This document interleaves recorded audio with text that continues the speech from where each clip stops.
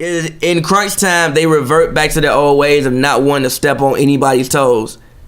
That's what it comes down to. They still haven't figured out close games, which is why I would have liked for the Warriors to be able to make a run in that game, because I felt like that would have really been a turning moment, because we could have really seen what they do in crunch time when they blow a lead and have to pretty much contain it. But in that's that game, every game for them though. Yes, exactly. So I wish the Warriors game would have been close, but what it comes down to is, again, there was really no resistance in that Warriors game. So you get into a situation like this and you blow it again, which you back to square one if you OKC. You're back to square one, because I thought after that Warriors game, that could possibly springboard them for the rest of the season. I thought after that game, they probably go on like a 7-game win streak and then lose one, probably win about 4 more. But at that point, you're probably top 4 in the conference. You well on your way.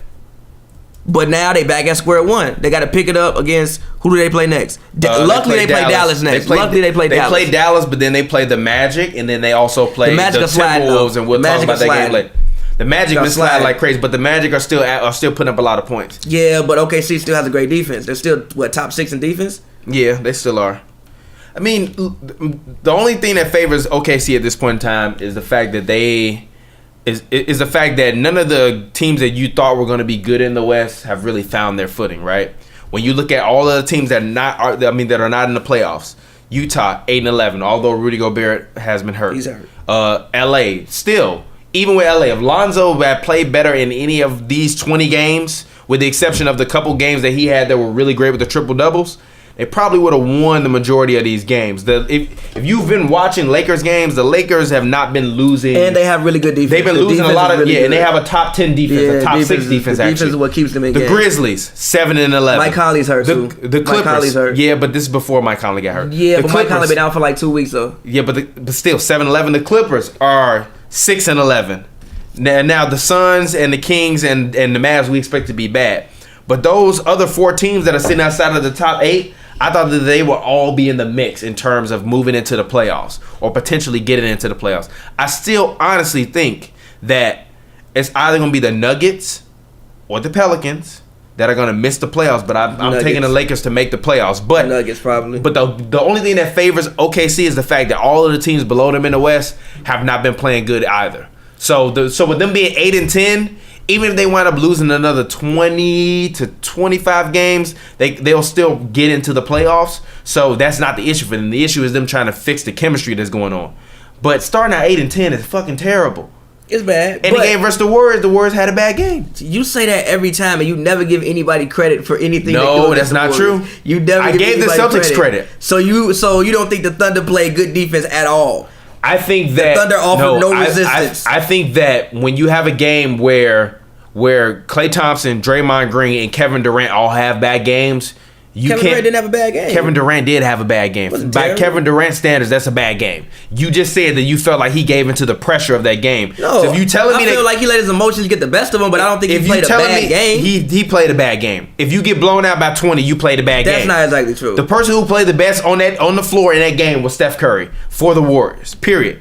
Kevin Durant was a -17. He scored 21 points, but he also had 4 turnovers. Steph Curry has 6 turnovers. But Kevin Durant, Draymond Green, and Klay Thompson combined. You just said Steph had 6 turnovers, but you said he played the best. Wait a minute. He did play the best on that. He did play.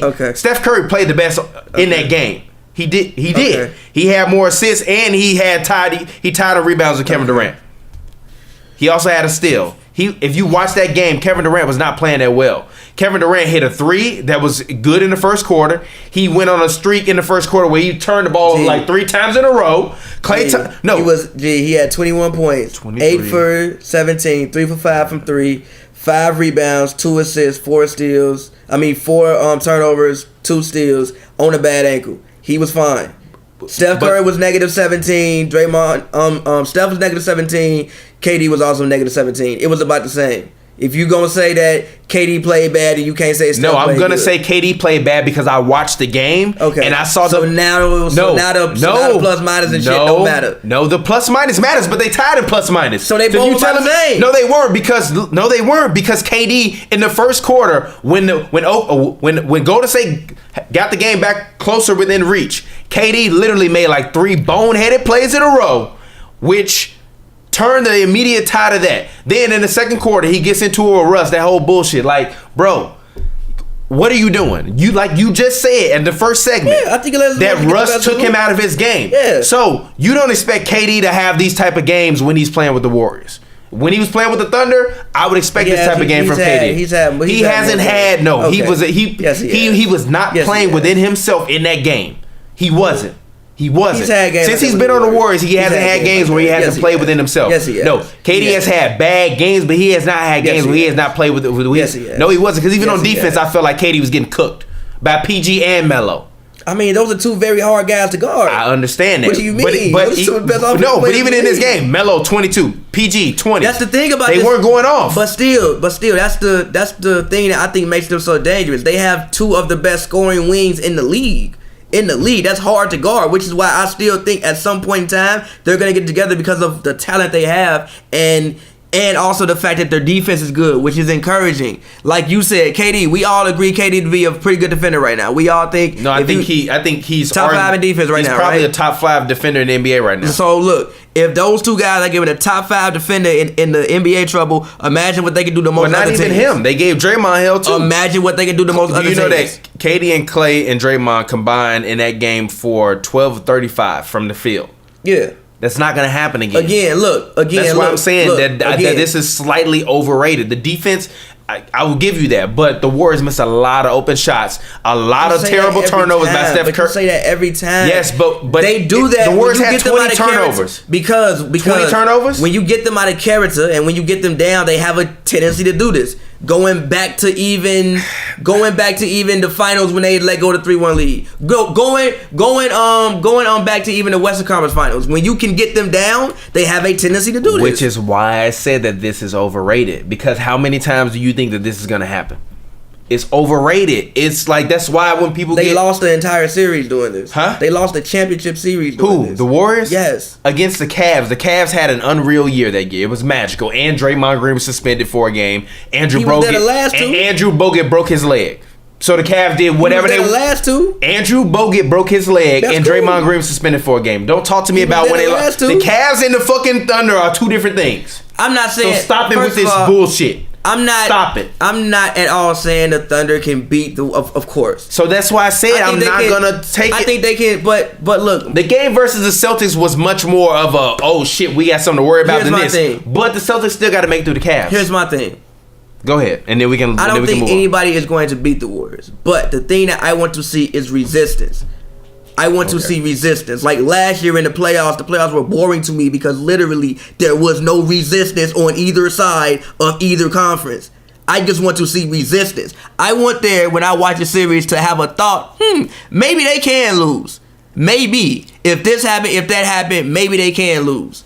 Mm-hmm. So this gives me signs that, you know what, I might be entertained during the playoffs. This would be an entertaining playoff series. I think maybe if things go right, OKC can maybe get a game or two. They can make it a competitive series. Now, they can't beat them.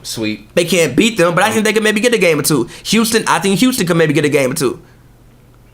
As long as Russell Westbrook is taking 27 shots in the game. OKC is back to square one, though. That loss on Friday really hurt me and really disappointed me.